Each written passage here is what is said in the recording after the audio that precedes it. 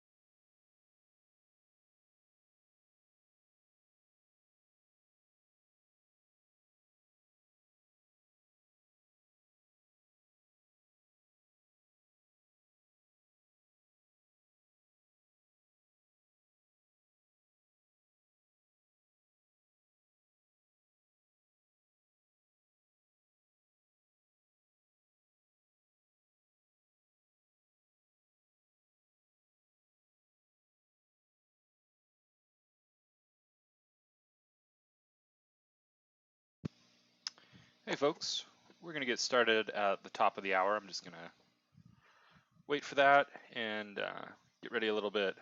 We'll get going soon. Just hang tight. Do feel free, if you've got a question from Learn or something, feel free to post it in. If it's a question regarding a problem in Learn, just include a link to it and any other notes you might have on it.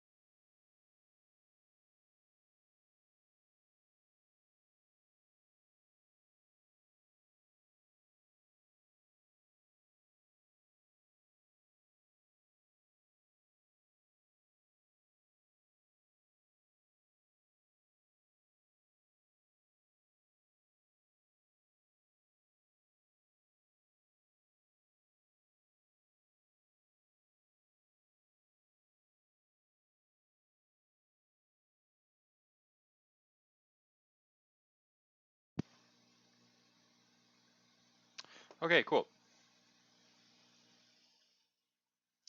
So let me just check here real quick. Okay, we got audio. All right, so welcome to Study Hall.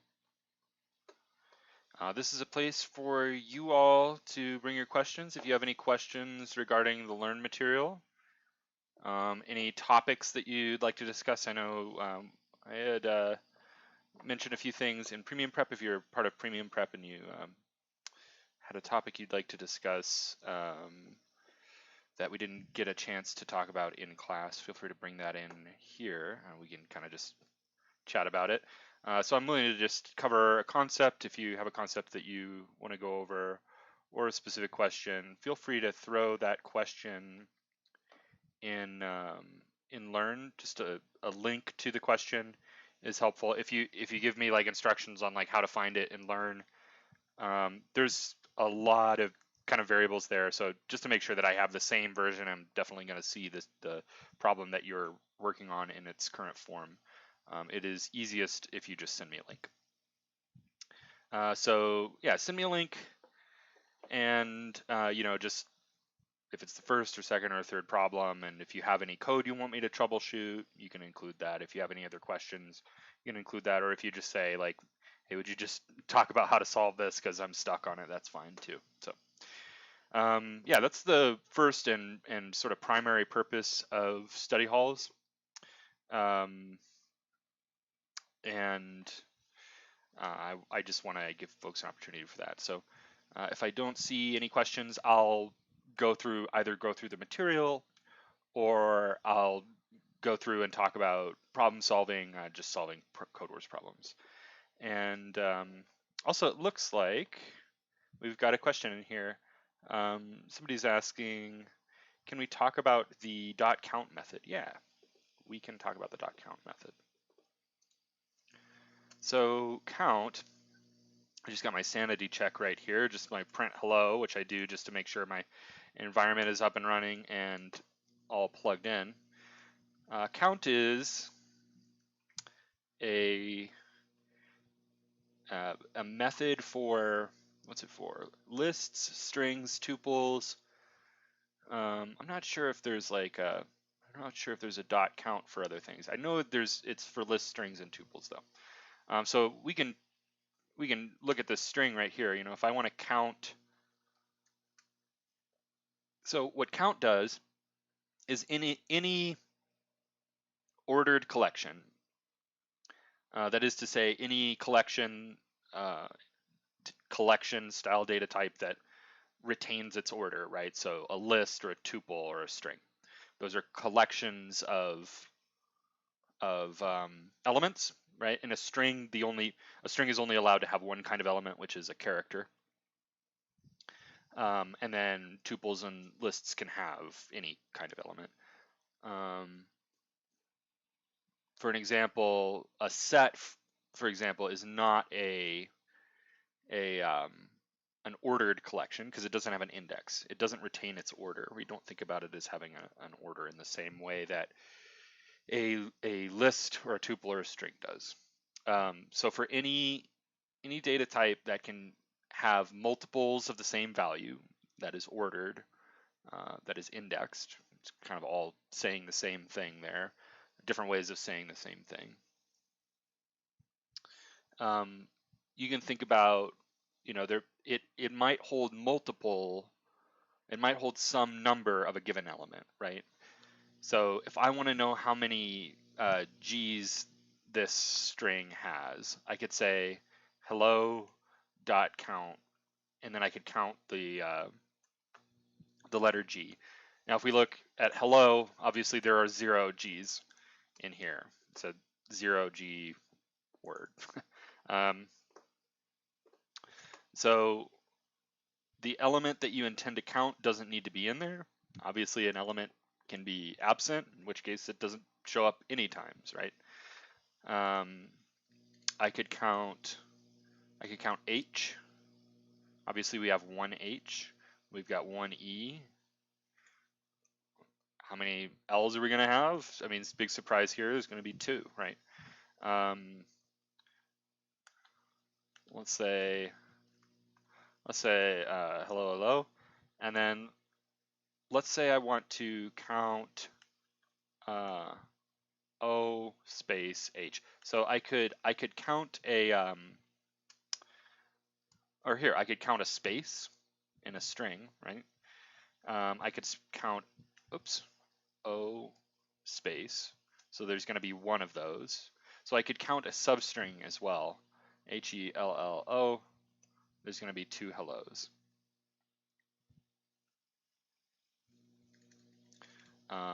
There's going to be 2 LLs, right? So things like that. So with a string, I can pass a substring, and it'll just tell me, that substring can be 1 or more characters, and it'll just tell me how many times that substring occurs. It does have to be a substring, that is contiguous. If I want it to give me a signal, for example, H, or let's say E and O, right? E and O don't are not contiguous in the string. They're not next to each other. Contiguous and ordered, right? So EO doesn't appear in there any times. OL doesn't appear in there any times. Even though OL are contiguous, it's a different order, right? So you're just checking if some substring, one or more characters, is a member, right? So that would be for strings. Let's look at this for lists, because I know this question is probably coming from wondering about lists. So let's say,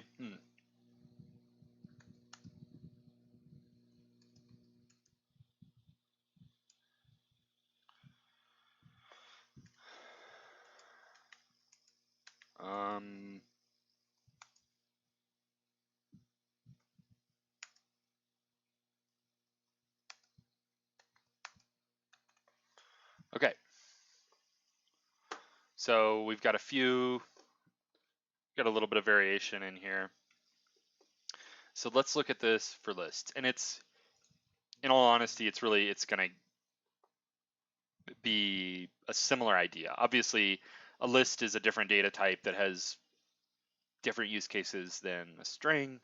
And that's really the big difference here. So I could check, I could see how many times foo shows up in here. And again, we're going to get 0, right? I could see how many times 44 shows up in here.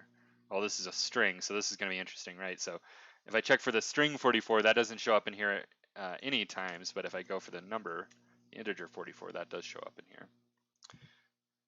I wonder if it's a float. I wonder if that's going to happen. Ah, that's interesting. Oh, okay. So I can check a float against an integer. That's interesting.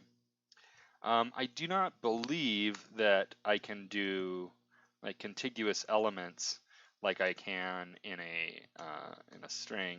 I don't think I can check for a list. Yeah, I can't check for a list. So I can only check one element at a time as opposed to a string where I can kind of check contiguous elements or any substring of any length.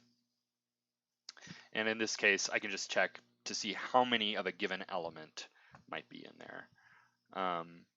So count, and I won't show this for tuples because, I mean, it works exactly the same for tuples as it does for lists. So, we'll just change these out to parentheses and it'd be the same. So it's not a like significant difference. So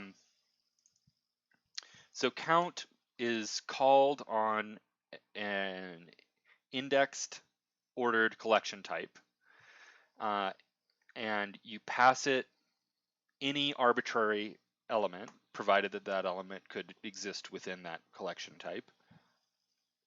And it will return an integer, a positive integer, 0 or greater,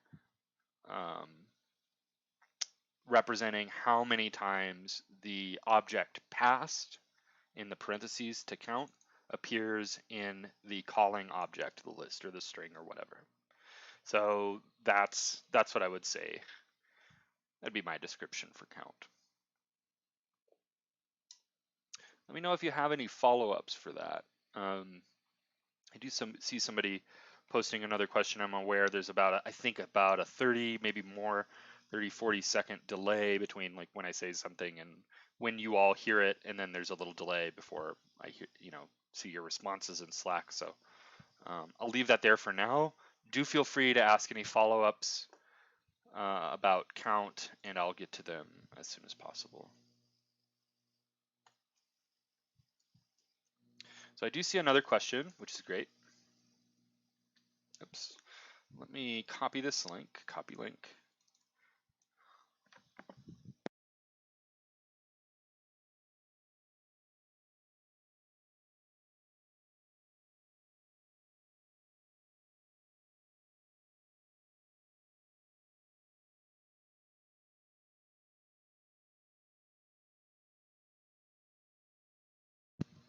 Okay, so we're on DeleteDups. Looks like that's this one right here. So this person is asking, I'm struggling with figuring out how to check and see if a value is unique in a dictionary. this is what I've got, but it doesn't account for when there's a unique key with a duplicate value. Okay. So one thing here, let me pull in your code. One thing to note here, I'm not sure if I'm maybe just misreading a little bit of what you're saying, but I want to be, I want to be clear. Keys in a dictionary are always unique. Oops. Let me just pull this in. Oh my gosh. Please. I'm sorry, I'm just fighting my computer a little bit. Okay, there we go. Struggling with figuring out how to check to see, so how to check to see if a value is unique in a dictionary.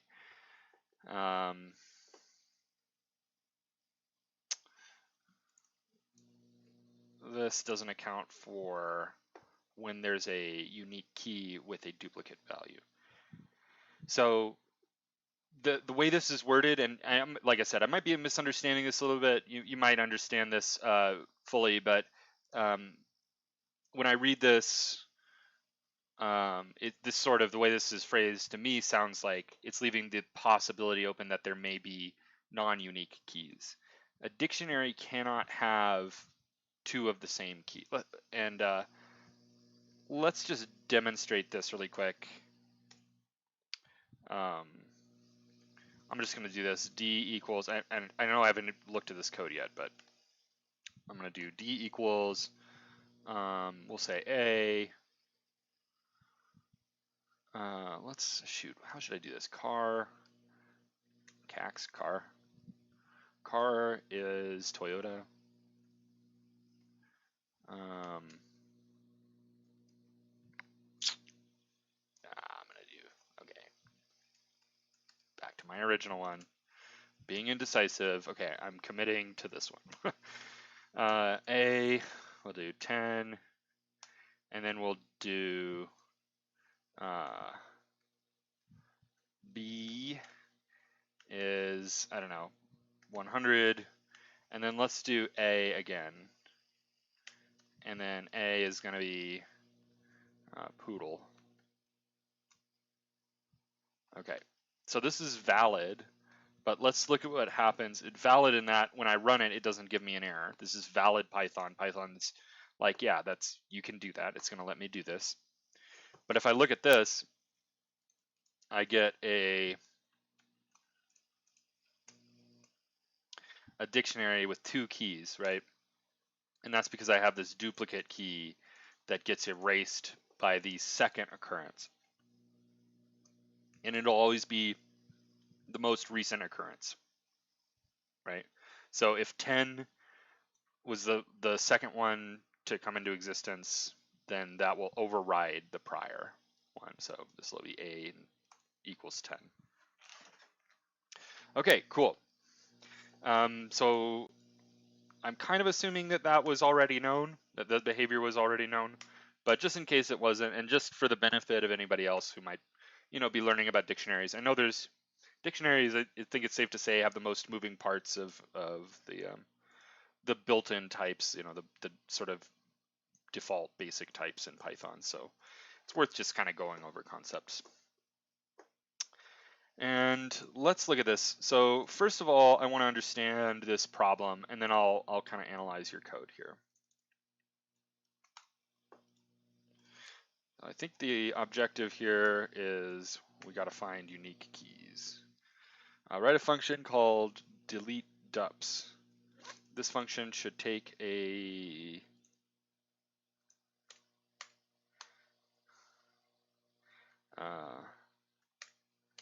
input is a dict.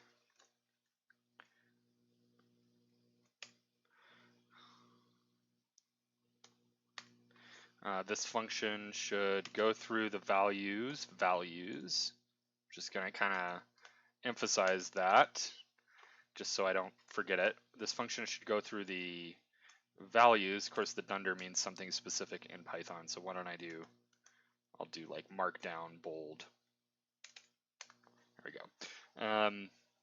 Go through the values inside the dictionary and remove any key value pairs where the value occurs more than once inside the dictionary. Okay, so we got this note. I probably ought to read the note. I have this bad habit of like not reading the whole problem statement. So this function should remove the second occurrence and third and fourth of the value, not the first occurrence. This is kind of funny. How can there be a second, third, and fourth occurrence if dictionaries are unordered? Well, it turns out that sometimes, in fact, a lot of times, the order that a dictionary will be stored in, processed in, and printed out in will be consistent. It depends on the types of the keys. I think to some extent the types of the values. I think mostly it depends on the types of the keys. And I can't recall if it's string keys that sometimes will return that will be consistent or inconsistent. I forget. There's something like that. The reason I forget is it's not generally important to remember because the way I think about dictionaries is not having an order. I treat them as if they do not have an order. If I want a key value pair-esque type, I'll use a list of tuples or something like that, or maybe a NumPy array. And if I want a key value pair-esque type that has an order, I can use something like that that's sort of an analog for a dictionary, but not literally a dictionary. So that's how I think about them. That's how I'm used to using them. So that just is a detail that I know exists, but doesn't come up that often, except for in this question for some odd reason. Okay, so let's take a look at this. I'm going to write a test print. We'll do DeleteDups, and I'll say D equals. I always have trouble thinking of like random example dictionaries, but let's do.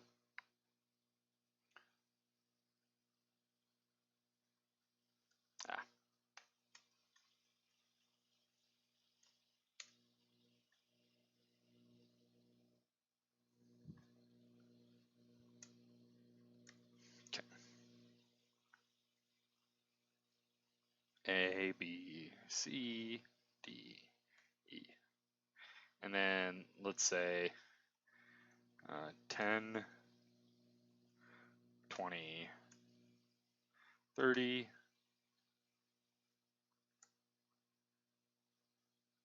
20, 40,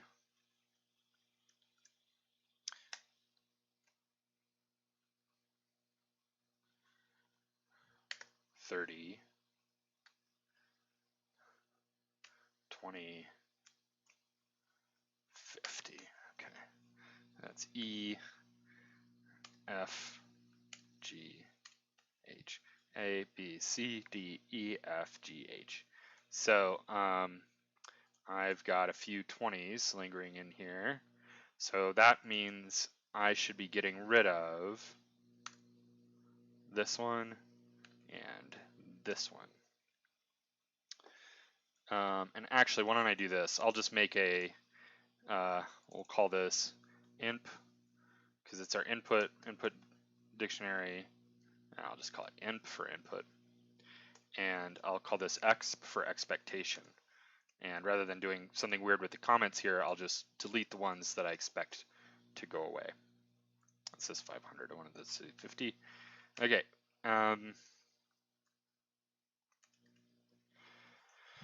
So there's my first 20. We've got a 30.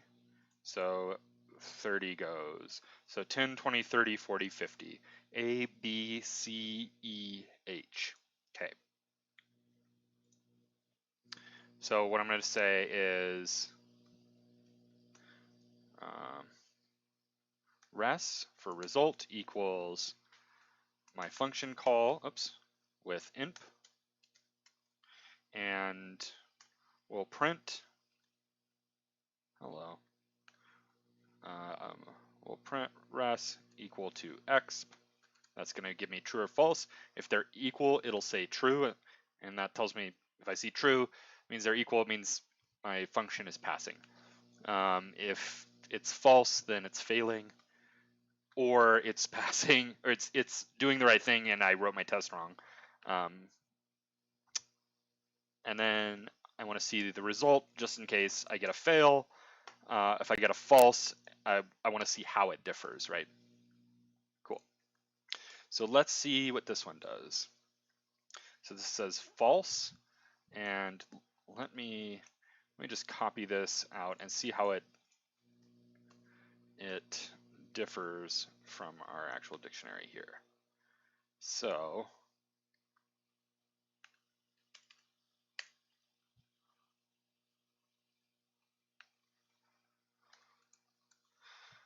res equals this, and I'm going to say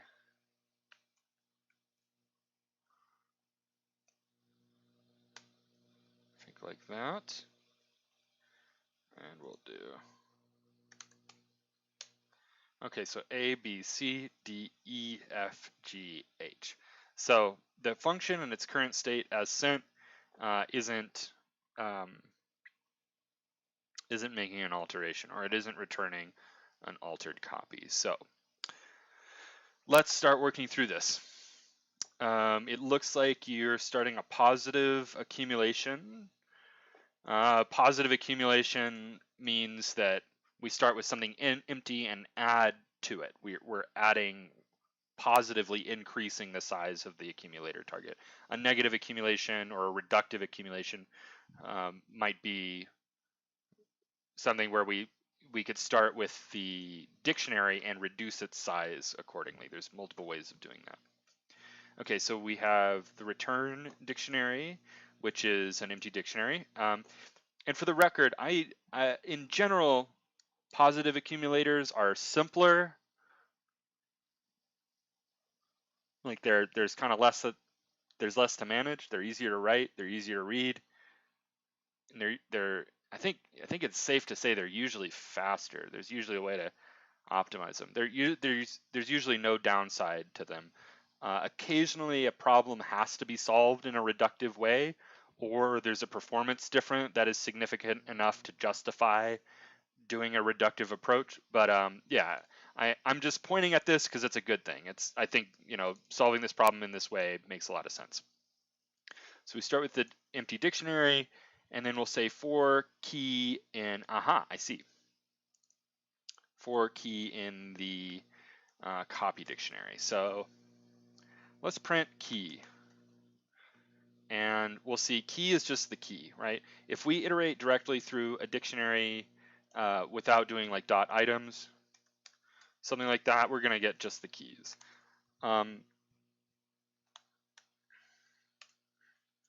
What I recommend doing anytime you're using a dictionary as a source to iterate through, I recommend doing dot items. By recommend, I mean just do it this way.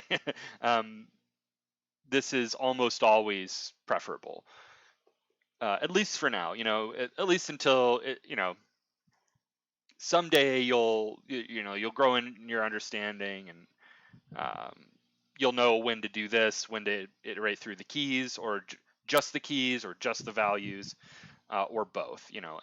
And that's fine too. But to start off with, the safe bet is always to do both, to iterate through keys and values.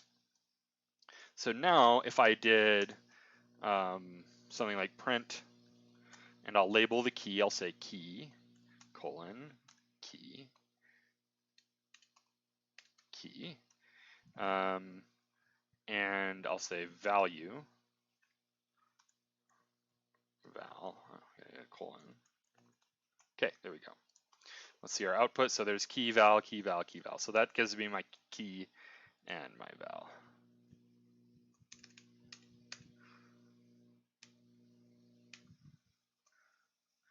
There's another look at that, key and val. Okay, So now I have access to both. The way, if you're just iterating through keys, you technically can recover access to the val, and I see that that's happening here, but I'm going to go with this just because it kind of makes things easy, and I like that. Okay, so if key in return dictionary pass, what I like to do here, and I'm not sure that I have a well, here, let me kind of think through this. What I like to do here is check if it's not in, and then if it's not in, I'll set it equal to something like that. So if the key is not in the return dictionary, another way we could do this is we could say if val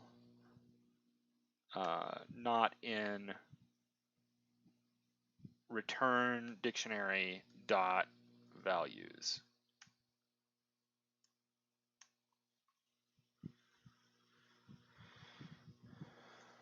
There we go, that's what I meant to do. So if the value is not in, I'm changing this check for membership, and actually since it's a not, we could call it a check for absence. It's just the same thing as a check for membership though. So we could see if val is not a member of the values in return dictionary dot values. And if I want to check just the values, I can use this dot values method, and that'll show me what the values are. So that should give me a true. There we go. There's our true. That's passing.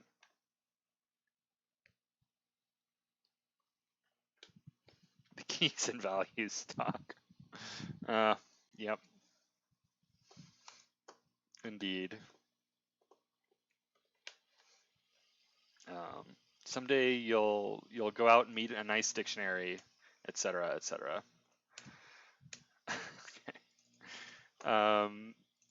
Let's see. So in this case, oh, and I should mention this. I'm just kind of doing this by habit. So the copy here, this is good. It's not doing you any harm, really. I mean, it will duplicate this dictionary. Not a big deal. Your program's going to work if you leave in the copy, but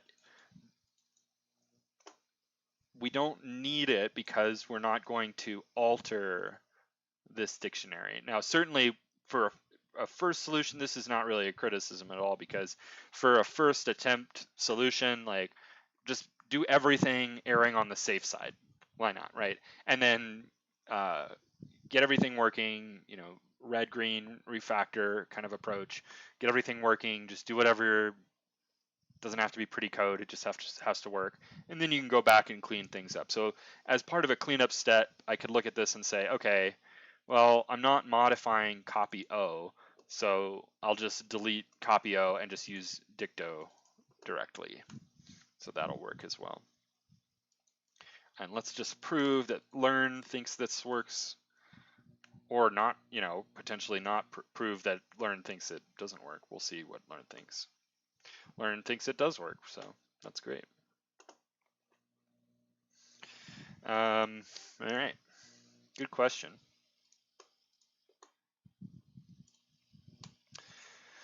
Any follow-ups to this? And it can be from the original post or somebody else as well.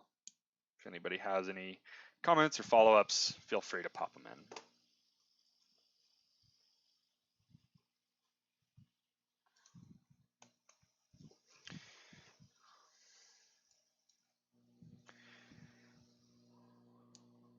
Okay. Trying to think if there's anything else useful that I could say about this, or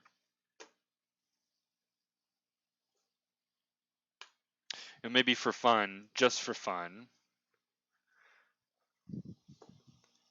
since the next thing I would do anyways is just go through and do Code Wars problems. I'm just gonna, let's see if we can turn this into a comprehension. I'm pretty sure we can. This is just for fun. You don't need to write your code like this. if you're interested in comprehensions, this will be fun. If you don't know what a comprehension is, if you're still learning for loops, just stick with for loops. Anything you can do with a comprehension, you can do with a for loop, and you can do a little more with for loops as well. But sometimes comprehensions are nice.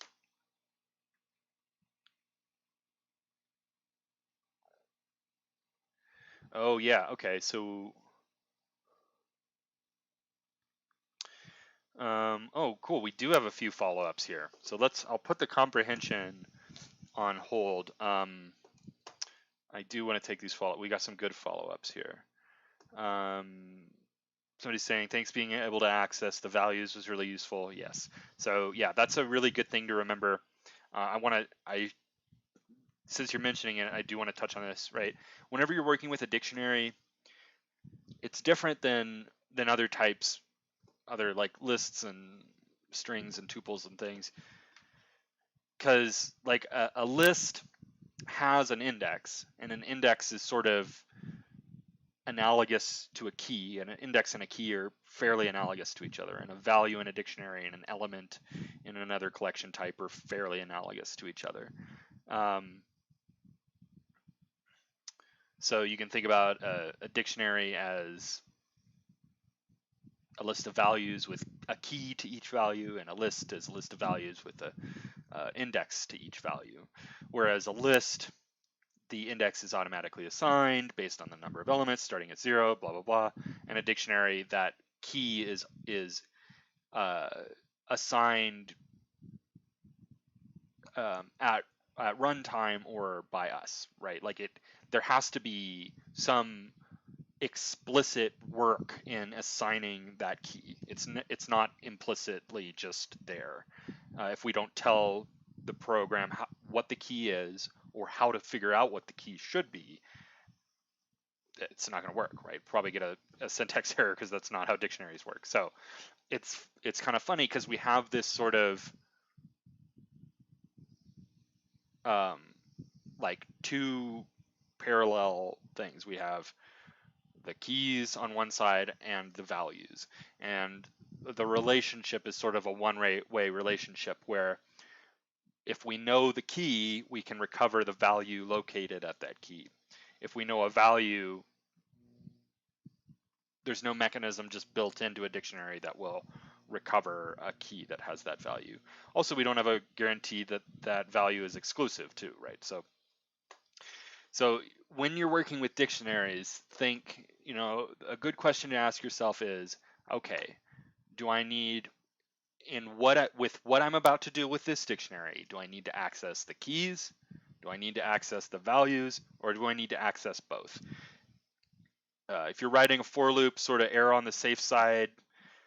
Well, excuse me, let me rephrase that. If you're writing a for loop that iterates through a dictionary, to get started, the error on the safe is to call .items, and .items gives you both keys and values.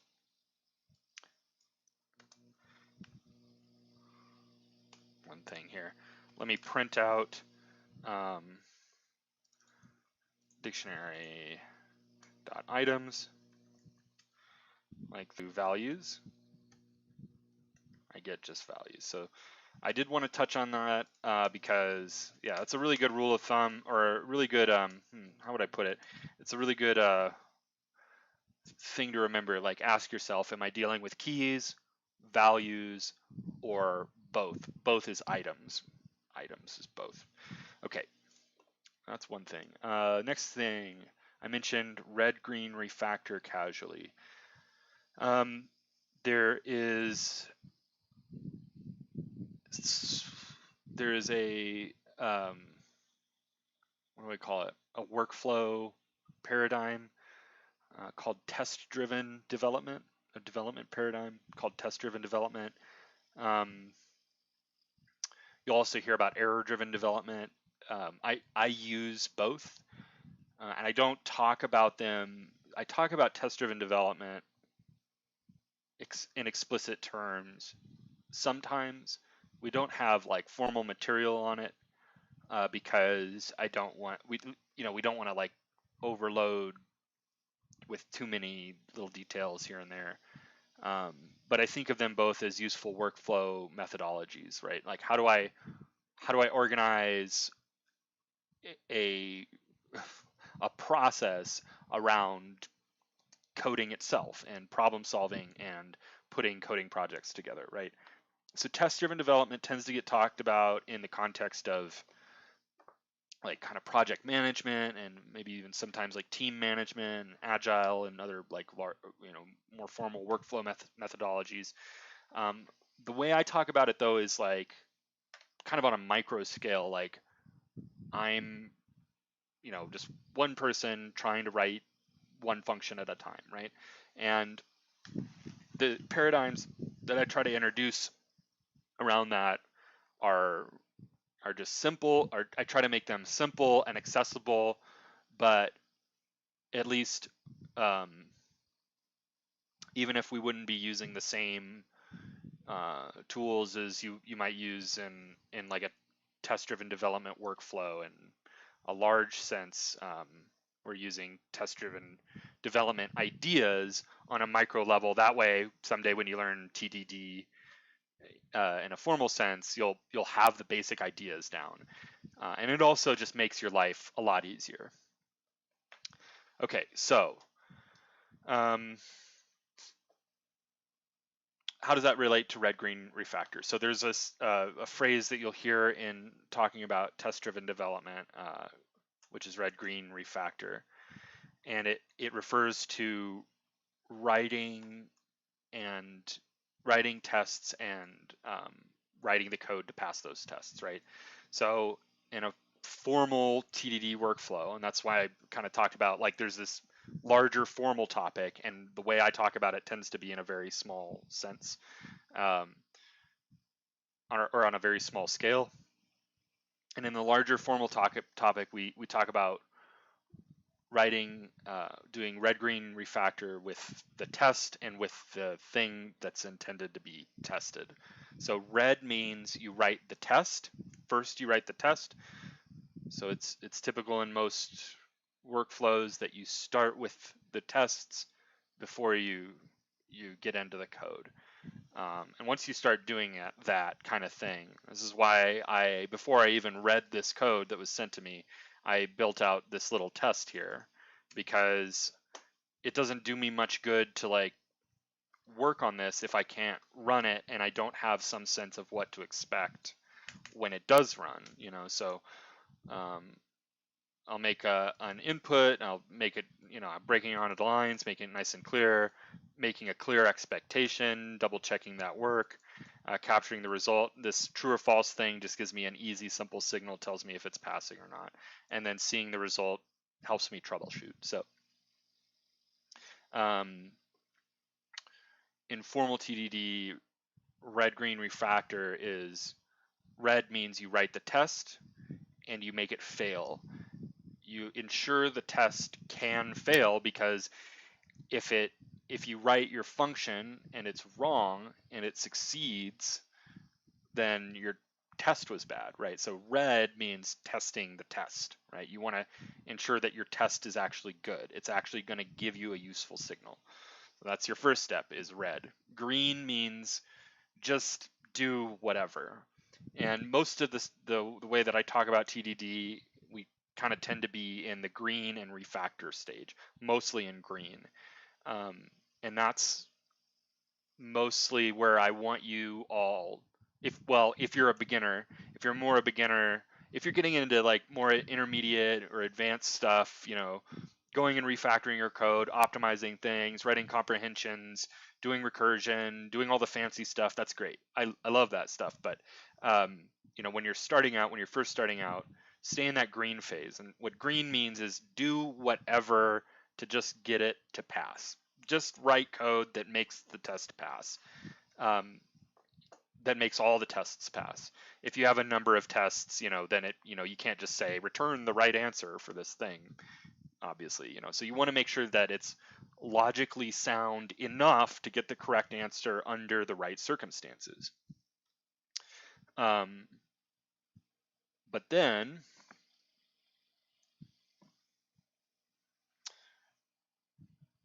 the idea with green is it doesn't have to be good code. It doesn't have to be nice.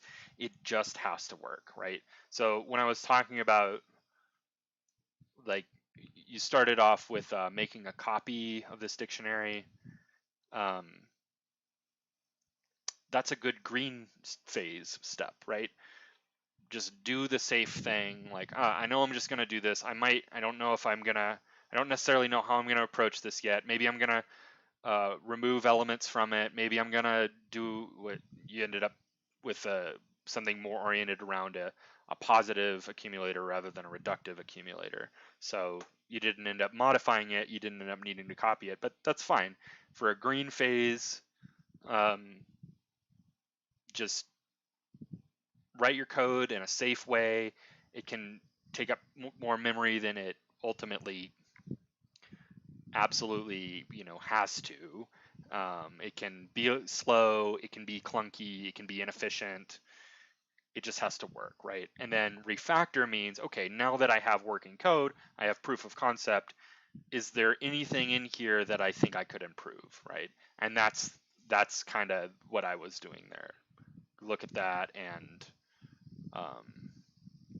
refactor that. Okay, we didn't end up modifying this, so I can clean that up. And this sort of, you might look at this as a like refactor step, right? So this was sort of more like the original code, and I might say, oh well, I have this if pass thing, so I could kind of just clean that up and do if val not, and something like that. So just things like that would be refactor phase steps. So anyways, that's a quick, I'm trying not to be too reductive, but that is a pretty reductive and simple,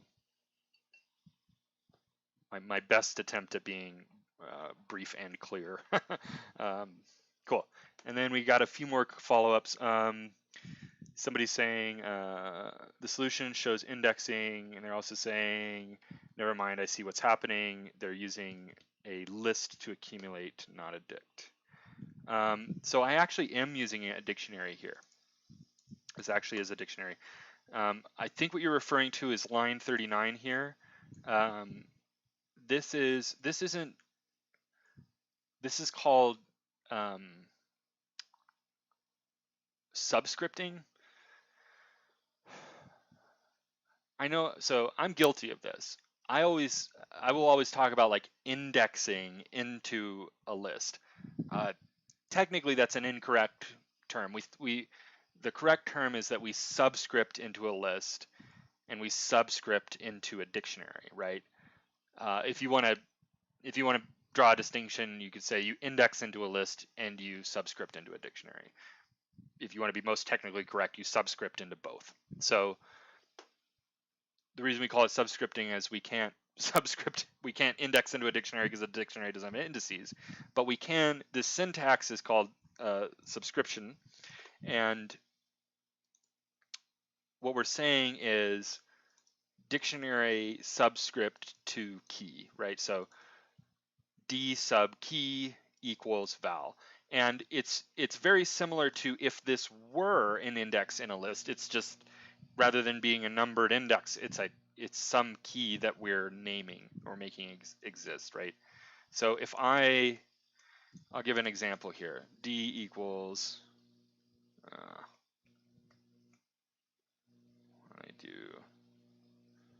I'm gonna grab this dictionary. Oh, I don't need to copy it. I can just do it right here. So I have this dictionary. Let's say I want to get this 50, right? I want to print out that 50. I can say imp sub h, like that. That's going to give me that 50. There's 50. Let's say I want to get the element at D. I can do D, right? Things like that.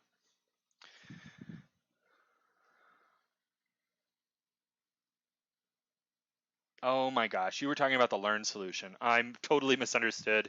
I thought you meant my solution given. That's obvious now what you meant. Yeah, so they totally are using a list to accumulate there. It's a interesting and pretty different solution. Sorry about that. It's embarrassing. I misunderstood that. Okay, cool.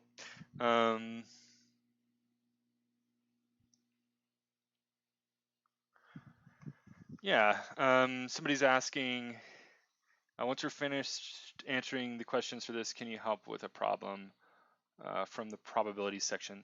I do want to keep these study halls constrained to like beginner Python topics.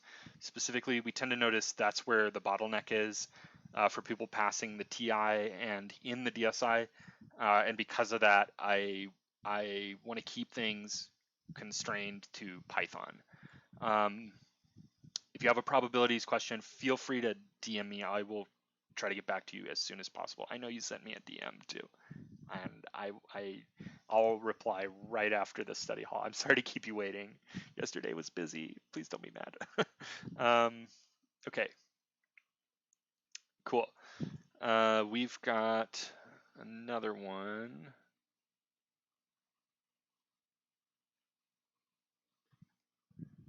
Okay.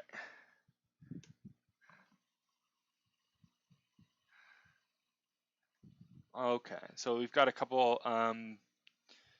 Somebody's posting something about Euclidean norm. Can you send me a DM for those as well, and I'll sync up with you afterwards. Sorry. Cool.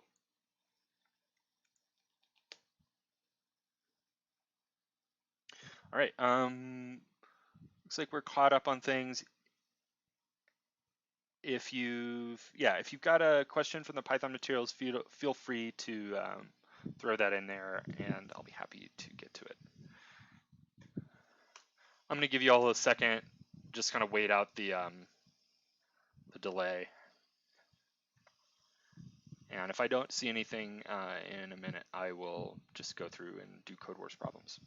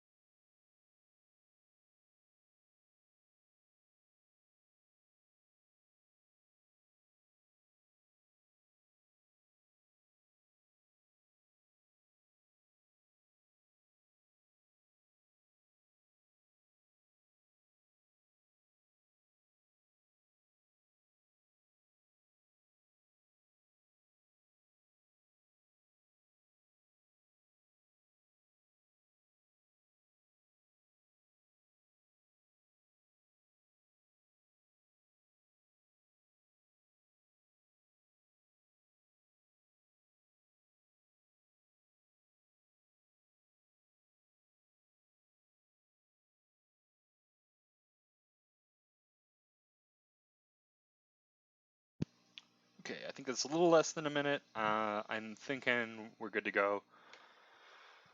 Let's jump into a Code Wars problem. And the reason I want to do these kind of problems is I want you to see how I approach something and give me an opportunity basically to talk about testing, which I already talked a bit about, writing tests. So if we look at this, so this is Code Wars. If you're not familiar, if you've talked with me or if you've been in Premium Prep or a number of study halls, you've probably heard me mention Code Wars. This is what it looks like. Well, let's reload this page here.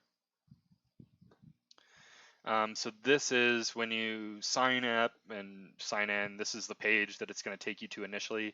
I always recommend just coming to kata right here.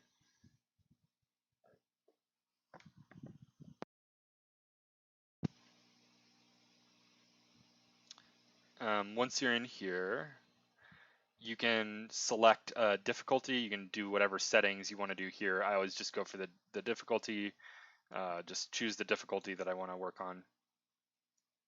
So if you click and drag, if you just drag your mouse across, oh gosh, from one across to wherever you want to go, that'll select a range of difficulties. So the difficulties are a little bit counterintuitive. 1s and 2s are the hardest. 8s and 7s are the easiest. So if I wanted to do 8s through 6s, I just click and drag and do that. Aside from that, there's no big secret to choosing these. I think literally the best thing to do is not choose one that you think is targeted at something that you're wanting to work on. Just choose one that looks interesting and jump in and figure out how to solve it, right? That's, I think, where the utility of something like this is. If you want like targeted study stuff, I think it's more, I think R material is better for that. Or I think reading, if you want to know how to do something specific or some specific feature of like dictionaries or lists or something like that, just doing a web search or reading documentation, like I said, R material is good for that. Stack Exchange can often be, or maybe Reddit, or some online coding forum can be really good resources for that kind of thing. When you're like, I need to understand this specific concept. When you want general practice, that's what Code Wars is useful for. So general practice, come in. I just chose this one at random. It took me a second looking at this to figure out what the heck they were asking, and I was thinking, I don't know, I have no idea what's going on here. But what I find is with Code Wars problems, that happens almost every problem. This is a simple problem, it's a 7, and I'm like, I do not understand what they're asking for here. But just stick with it, and it'll become obvious after a minute. Cool. So what I'm seeing here, this says sort vowels. In this kata, we're going to sort vowels. This, if you're familiar with formal sorting algorithms, this is not a sorting algorithm at all, but they're calling it sort. So it's not a formal sorting algorithm, but we're doing something. We're taking in a string and we're returning this sort of formatted string. And that, I would say in this kata, we want to format vowels in a special format. So it says write a function which takes an input string s and returns a string in the following way. So given this input, Code Wars, we should get this output. And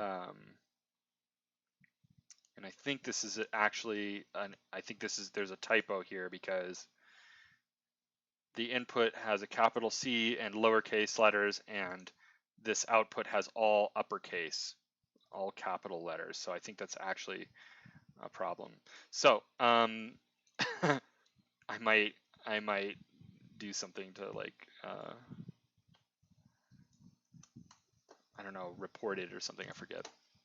Okay, paste in these as well. So here's just a list of notes. List all the vowels on the right side of a vertical bar character, a pipe character. List every character except vowels on the left side of a pipe character. So X, A, something like that. Case doesn't matter. Each line is separated with a new line. Invalid input, undefined null integer should return an empty string. So if the type is, so right away, invalid input, it says undefined null or integer. Undefined and null are from other languages. In Python, the analog for that is none. So first thing I like to do, bring in the problem statement, kind of copy it in. I usually make some edits to kind of make it clearer to me and give myself a sense of what's going on. I might make some examples or whatever, take my own notes. And then next thing I do is I'm going to grab the tests, right? So we're talking about tests today. We're doing this to talk about tests and testing. So I'm going to bring in all these tests. Now, if you notice, here's what my tests looked like. I just have a couple variables and a print, real nice and simple. There's a little bit more going on here, right?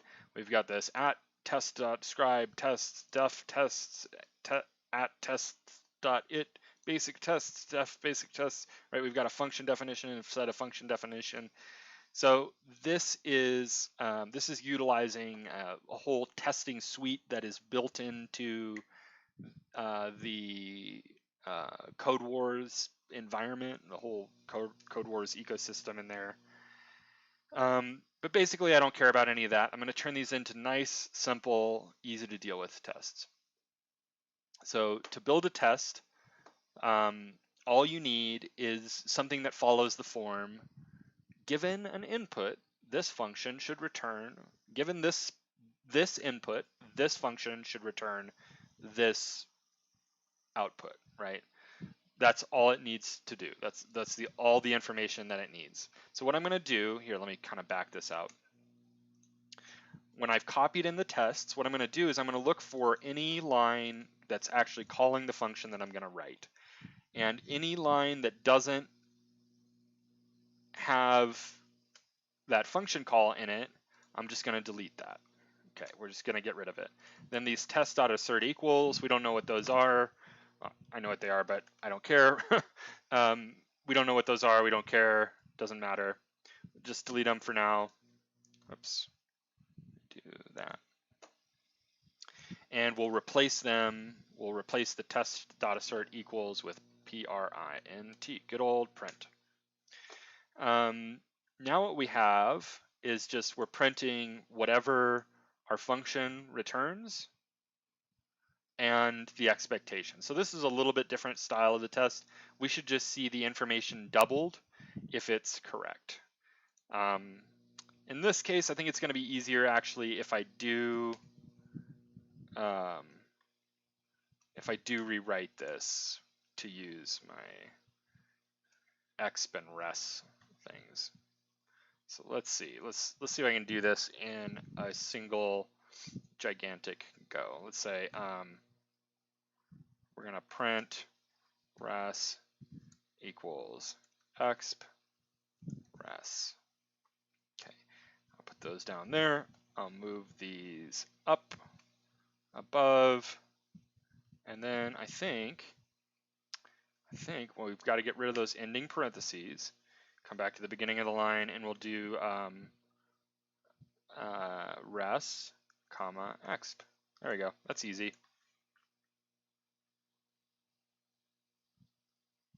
Nice and easy. Let's see, is that going to do it? Okay, so now these are nice. Each test is just in a pair of lines. Okay, we've got these nice simple tests now. So first thing that I notice, I've got my tests written. First thing that I notice is I've got these oddball inputs that aren't really like the main inputs. They're not really doing like the main thing that this function does. They just give back empty strings and they take in essentially input that doesn't give me something to process. So we're in green stage now. This is my red stage. Sorry. Def pass. I'm just going to pass for now. This is actually my red stage. We got to take, oh, this is called S. We'll do that. So false and none. So I'm getting a false signal for all of these because it's returning none. And this is what I want to see. So that's our red phase done.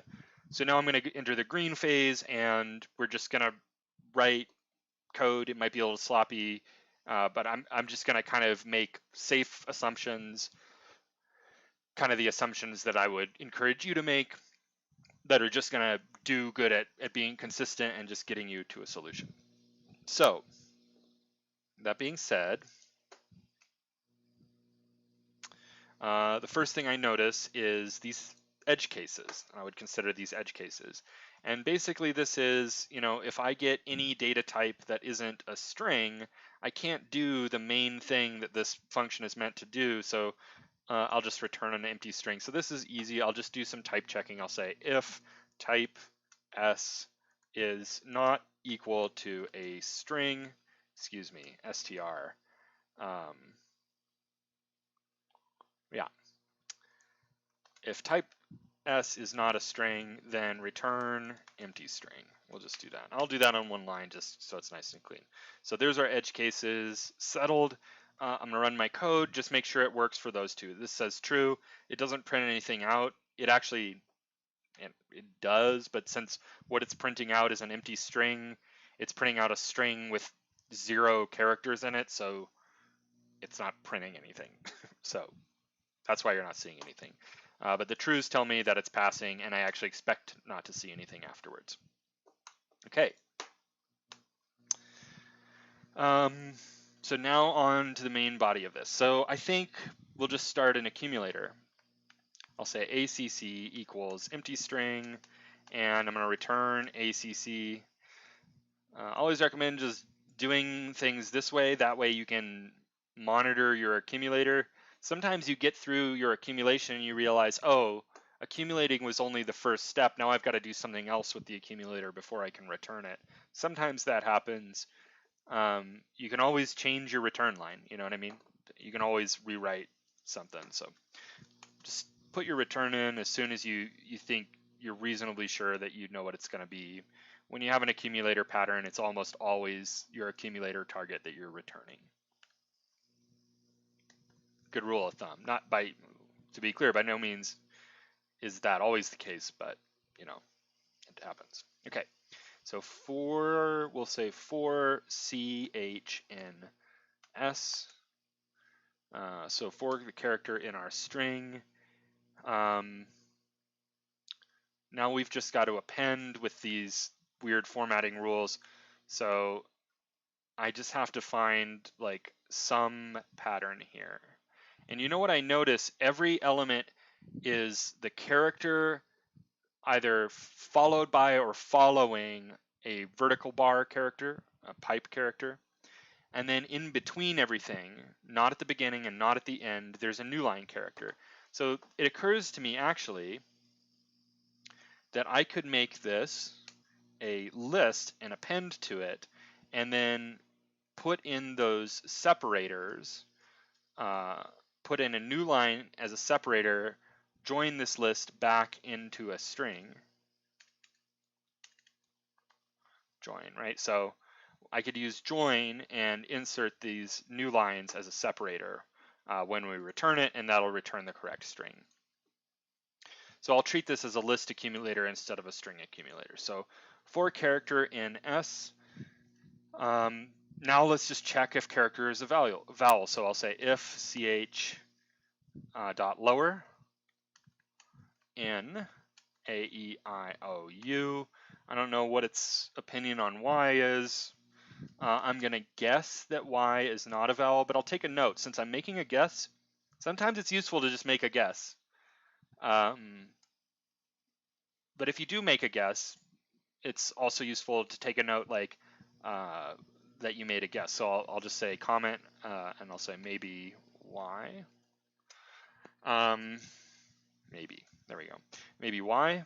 And so if I submit this and I get an error that looks like it's testing for Y as well, I don't think I will get that error, but if I do, I can look at my code and say, oh, well, maybe I should try to add Y in there. It's clear where I made that guess. So if the character dot lower is in A-E-I-O-U, and the reason I'm calling dot lower here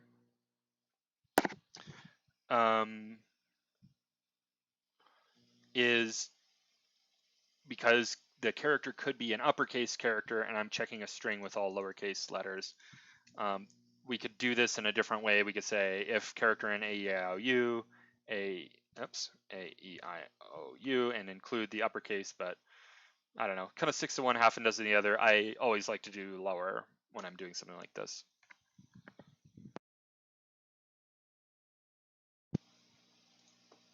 So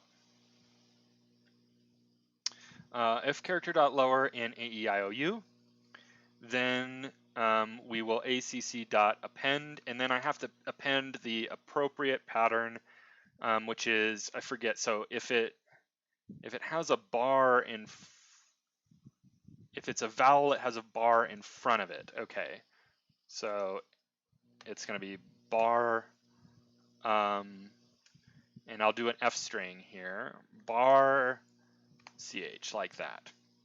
I could write this in a different way. If the F string doesn't quite land with you, you could do bar plus ch. That would work as well. I kind of like that better. Okay. I don't think it matters. You can choose whichever one you want. Else, we'll do the same thing, except we'll just put the ch plus bar, instead of bar plus ch. Cool. So now let's check to see if it passes our other tests.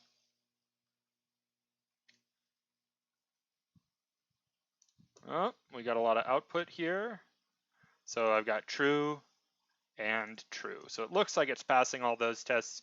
Now, something that happens in Code Wars can be a little bit annoying. You get it passing the tests, gives you some tests right there. And you get it in, you get it passing those tests, and you go to submit it, and sometimes it'll throw you a curveball. It'll run, when you go actually to attempt it and submit it, it'll run it against tests that aren't given here. So there's still a chance that this might fail, but I think it's worth an attempt now. Looks like it did succeed, so there we go. All right. So now you can look through and see other people's solutions as well. It looks like this person is doing a ternary, and I imagine they've got a comprehension in there. Yeah, so we've got some comprehensions and ternaries, and you're going to see a lot of different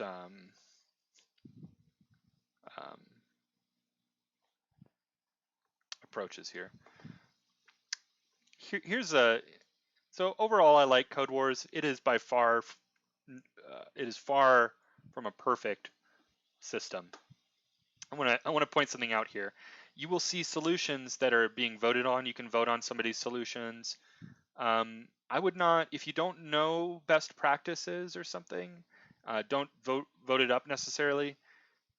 This is the second most voted solution here, and it has 2 votes for best practice. This is a pretty low voted. These are pretty low voted solutions actually. But you do see stuff like this even with more votes. I wonder if this is a really new problem. Oh yeah, only 347 solved. So this is a really new problem. Usually they'll have a few thousand. So this has votes for best practice, and it's the second highest voted solution. There's something happening here that is a very, very bad practice, which is a bare except. What this bare except means is that no matter what happens on this line, if there's any kind of error, syntax error, value error, any kind of error whatsoever, that error will not stop the code, and it'll just return an empty string. Now, in this case, evidently this does pass the tests. You want to avoid, if you get into error handling stuff, I haven't talked about try except, and I've kind of deliberately not talked about these, but if you do learn about error handling using try except, maybe I can cover it in another study hall at some point too. It's an interesting topic. Error handling is something that you have to be careful with, because you can write code that is that just can't throw errors, and that's not a good thing. If your code can't throw errors, it's going to do weird stuff. So in this case, this is a small function. They're getting away with this. You do not want to have a bare except like this. You want to specify one error at a time. If you use a try except, you want to specify exactly which error you want to catch. So in this case, I think it would be a value error that they'd be wanting to catch. I don't know, but I have to think through that and kind of test it out. But they're not specifying that. If this had a button for bad practice, I would create 3 fake accounts, and no, I wouldn't really do that, but it's not a good practice. And you see silly things like this on Code Wars where something that looks neat or uses like an advanced feature like error handling stuff just gets upvoted because people think it's neat. And it's fine to think some code is neat. That's why we have these clever solutions, right? You can vote for cleverness. It's fine to think, oh, that's pretty cool code, but you know, it's just weird that things get voted up best practices when there are just kind of flagrantly bad practices happening. So just take it with a grain of salt, look through the solutions, don't use Code Wars as your reference for what actually is best practice. But you definitely will learn things from looking at other people's codes, you'll definitely learn different approaches. So you might look at something like this and it doesn't make sense to you yet, but it will make sense to you eventually. So cool. And then you can just do train again if you want to do another solution. You know, you could come back and like alter your solution. Oops, let me move that around. I didn't mean to. You could do like a different solution here, or you could go on and do a different one. So we got a couple questions here. Are there going to be study halls in the future where we can do math and probability? Yes, we'll probably be adding those. I'm trying to work it out with Tovio, and I think Tovio will be, well, I need to work it out with them. So, but yes, that will be coming. So error handling is one thing I find frustrating about Python coming from JavaScript. Interesting. I never got into error handling when I was doing JavaScript. JavaScript was like the first language I learned, and right after I graduated the web development immersive that I was in, I like immediately went out and learned some other languages, and Python was one of the first ones that I learned. And as soon as I learned Python, I was like, I had some Python experience actually prior to that immersive too, and I remembered it and I liked it. And as soon as I relearned Python, I was like, I do not want to do JavaScript anymore. So there's certain things that I never fully learned with JavaScript, like error handling, but yeah.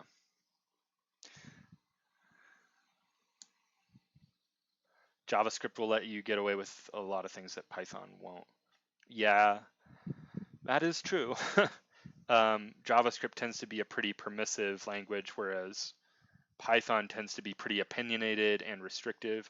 I like that though. Like if there's something that I shouldn't do but could technically be possible, I'd rather the language like either just disallow it or tell me like, hey, are you sure you want to do that? Provide some resistance. But I kind of like JavaScript for how like it's just madness. It's kind of a wonderful madness, but yeah. Python is very orderly, and I like that about it. But it's something to get used to for sure if you're coming from JavaScript. Cool. All right. So at this point, we've got 15 minutes left in our usual study hall time. It is Friday, and I've got a number of things I want to take care of before the end of the day. It's 5:16 for me. It's been a bit of a long week. I think I'd like to wrap up early today. Do feel free to DM me if you have any follow-up questions. I know I have some people who have DM'd me, and I will get back to you as soon as I can. I'll get back to you this evening. And yeah, I'm hoping this is working for everybody. Do feel free to send me a DM if you have any suggestions, other topics you want me to cover. If you mention it early in a study hall, maybe Monday or Tuesday, I would be happy to talk about error handling if people want to talk about that. So yeah, it's been fun, and I'll wrap up here, and y'all have a great rest of your evening. Okay, bye-bye.